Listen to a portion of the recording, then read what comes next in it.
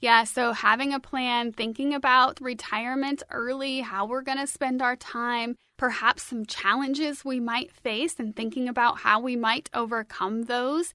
Thinking about friends or family who have already retired and talking with them about what are some things that I should be thinking about before I retire. Perhaps that can give us a bit of a head start on embracing those challenges that we might face and then thinking about some really positive solutions. A Kansas State University Extension specialist in adult development and aging says that retirement is one of life's most stressful events, and it's not all tied to retirement savings. Researchers have been exploring retirees' life experiences, and they've found that there are several distinct stages of retirement that retirees face. On today's Sound Living, the ups and downs of retirement. Sound Living is a weekly public affairs program produced by Research and Extension at Kansas State University. I'm Jeff Wichman. K-State Extension Specialist in Adult Development and Aging in the College of Health and Human Sciences, Erin Martinez, says that it's important to have a plan for when the initial excitement of retirement wears off and you begin to wonder what's next.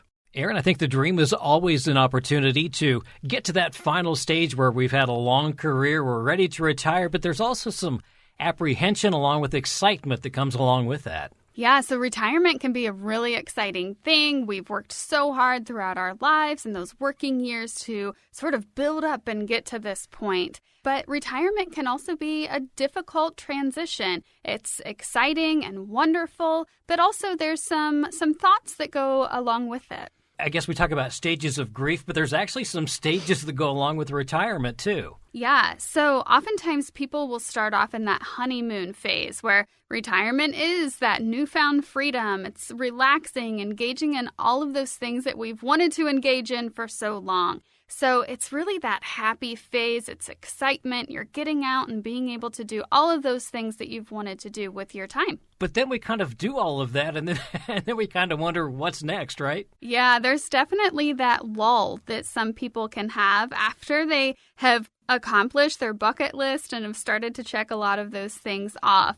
So sometimes they might feel bored, perhaps have a lack of a sense of purpose, and just missing that overall stimulation from the workplace, but also that stimulation from, checking off the items on your bucket list. How do we deal with that when we kind of get to the point where we're somewhat, I guess, disenchanted with the way things are going? How do we kind of work through that phase? Yeah, so the next phase is reorientation. So during that, retirees will reassess their retirement, engage in new things, and reinvigorate their sense of purpose. So they might at this point develop a more realistic plan for their retirement years. And some of that really is just kind of maybe fostering some old relationships and new relationships? Yeah, so after we go through that reorientation phase, we can develop more of a routine and get settled in. So that's when we start to really adapt to that new retired life and feel content with our activities and purpose. Talk a little bit more about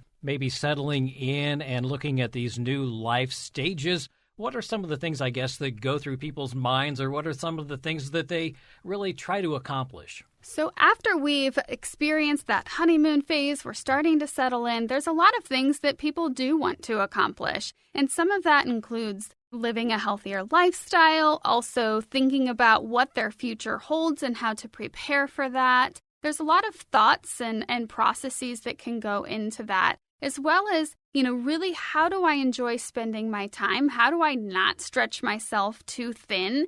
How do I fit all of these things that I want to do into my day? But perhaps we don't know exactly what we want to do, so there's also that time of contemplation. I think what I'm hearing you saying is we really need to think about retirement, probably even before we get to the retirement stage. We need to start going through some of this and really planning out the next 15, 20 years of our life, maybe longer. Yeah, absolutely. So something that's interesting and we hear quite often with retirement is, you retire, you have all these aspirations for doing all of these fun things. And then it's, okay, now what? So preparing ahead of time can be really valuable because you're thinking about, what do I want to do beyond that? You're preparing yourself for all of that time that you're going to have. But it's really important to think about that beforehand because quite frankly, we might be completely blindsided by all of the time that's, suddenly available to us. That is an interesting point because we do spend so many hours of our day working. The other is probably sleeping, and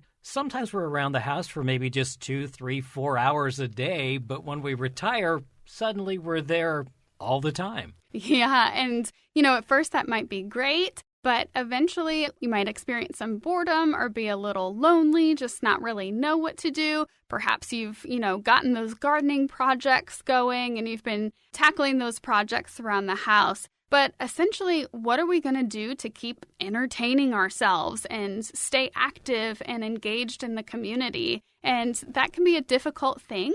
But the earlier we start thinking about that and what our goals are going into retirement, the better. Sometimes this boils down to hobbies and what your interests are. You might be able to volunteer locally. Yeah, so volunteering locally is an amazing thing to do. And the research actually shows that the majority of volunteers are older adults who are retired. And so, first of all, if you're kind of nervous about volunteering and, am I going to know anybody? What is this going to look like? Rest assured that some of the people that you're going to be volunteering alongside will likely be in a similar life stage as you. So think about those things that you really enjoy. Perhaps think about those major issues in your community, the biggest difference you can make, and engage in those things to help other people. Yeah, I know that a lot of the volunteers in the 4-H program are retirees. Yeah, 4-H benefits so much from older adults, and I know those intergenerational relationships are so valuable, connecting young kids with older adults, connecting their parents with older adults.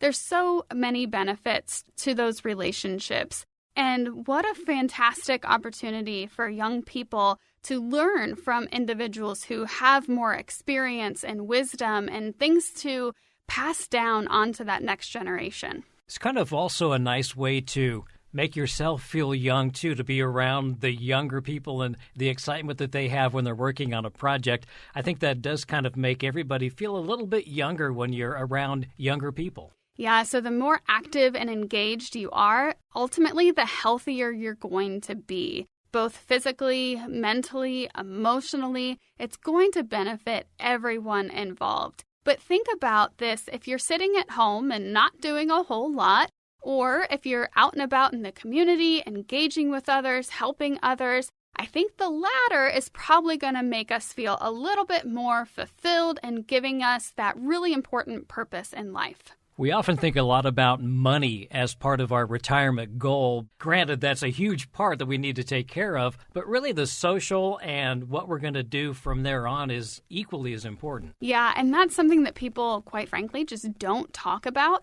So much of retirement is focused on finances, which, like you said, those are incredibly important. But overall, finances really aren't your day-to-day.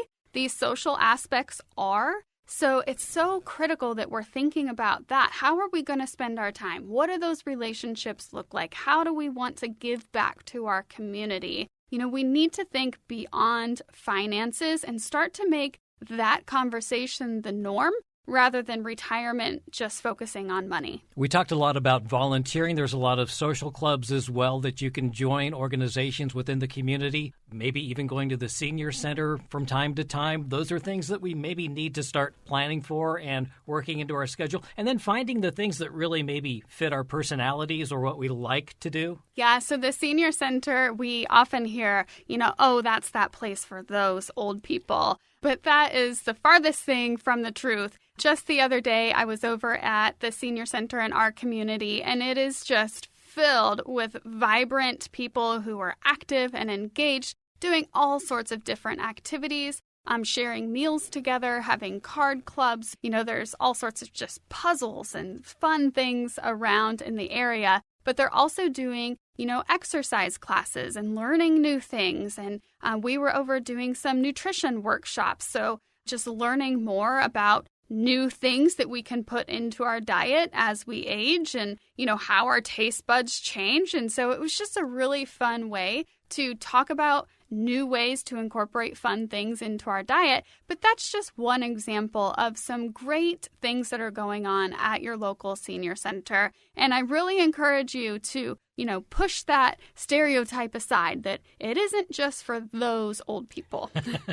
Extension also has a lot of programs that they do that really focus on older adults. There's so many things that Extension engages in that includes older adults. As we were talking about earlier, the 4-H volunteers, but we also have a lot of programs focusing on strength training, fall prevention, thinking about retirement, as we're talking about right now, thinking about Alzheimer's disease and brain health. There's so many things that are critical to our health and well-being that Extension is focusing on in order to improve the lives of older adults and their families. And while the socialization is important in getting out as often as you can, some of these things can even be done online now. And another misconception, older people do know how to use their phones. They do know how to use computers. Yeah, technology, especially since COVID, has really ramped up. And the incoming sort of generations of older adults, these are people who used computers and technology,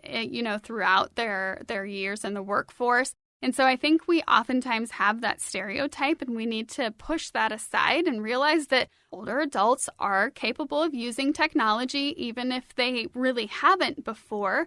So there's some great ways to interact with people, to teach them technology, but also to include them in your technology-based programs. There's some things that Extension has provided with some ongoing groups working on caregiving and caregiving support through the Powerful Tools for Caregivers program. So there's a lot of ways that even if you're not mobile or, you're just unable to get to the Extension office for a program, you can still engage via technology. It sounds like retirement is something that, as we mentioned at the beginning, causes anxiety, excitement, and again, it's just one of those things that we need to have a plan for. Yeah, so having a plan, thinking about retirement early, how we're going to spend our time, perhaps some challenges we might face and thinking about how we might overcome those.